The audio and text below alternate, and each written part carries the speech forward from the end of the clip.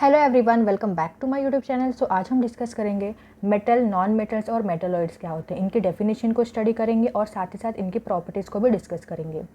सो आपने periodic table देखा ही होगा। पीरियोडिक टेबल में टोटल 118 एलिमेंट्स हैं, जिसमें से 92 मेटल्स हैं, 6 मेटलॉइड्स हैं एंड 20 नॉन मेटल्स हैं।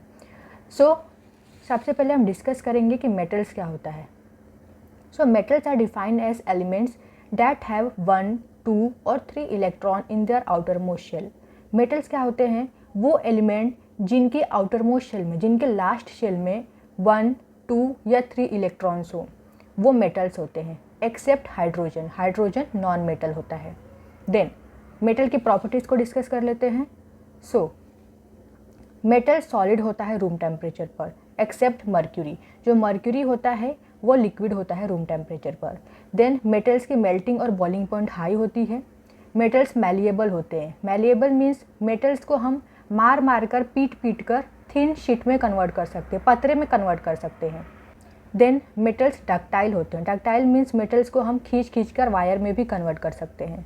Then metals are good conductor of heat and electricity. और मेटल की डेंसिटी कैसी होती है? हाई होती है।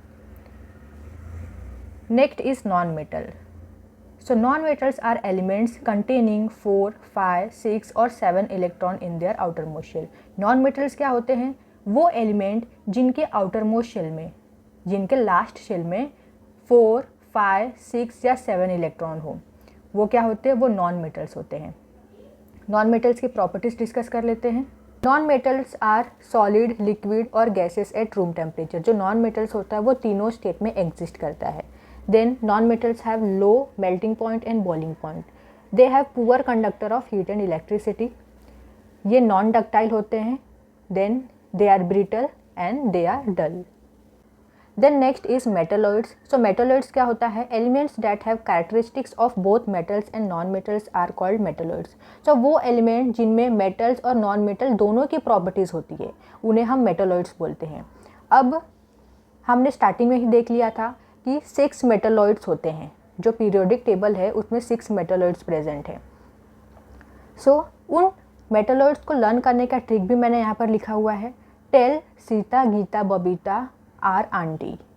क्या ट्रिक है? Tell Sita Geeta Babita are aunty. So in tell TE stand for tellurium, in Sita SI stands for silicon, then in Geeta, GE stands for germanium, then Babita, B stands for boron, AR stands for arsenic, and in anti, AT stands for antimony. So इस trick से आप metalloids को learn कर सकते हो। Then अब देख लेते हैं हम मेटलॉइड्स की प्रॉपर्टीज़। सो जो मेटलॉइड्स होते हैं वो सॉलिड होते हैं रूम टेम्परेचर पर। Then they are semi conductor of heat and electricity. Then they have metallic luster, they are brittle and they have high melting point.